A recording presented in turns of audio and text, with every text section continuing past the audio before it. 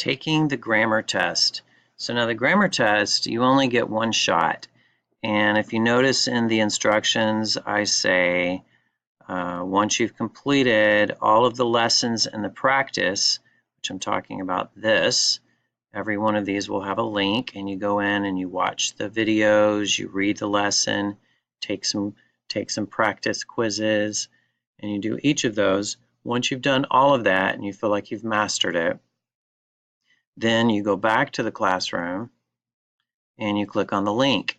Now the link will only be, here I say you only get one chance. Click the link below to take the assessment.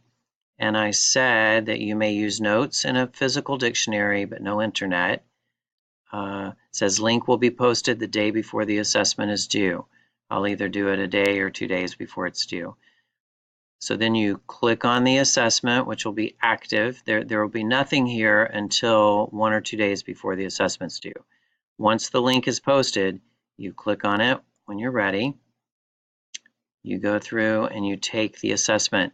Now the questions are mixed around, so every time you take it, each person that takes it's going to be different. Somewhere in there will be your name.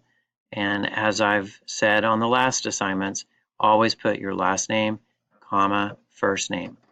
Don't do it the opposite because you may end up getting a missing grade because we can't find you. So you go through, you take the whole test. Once you've taken the test, at the end, you click submit. Once you hit submit, that's it. You can't go back and do it again. That'll be your one chance to do it. And I think that was all I was going to say about that one. If you miss the deadline, you'll get a message on here that says that the assignment is no longer active. So for example, for the Unit 3, I've already disabled it. So you get this message that says, this form's no longer accepting responses.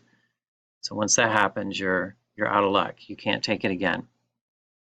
And that's that.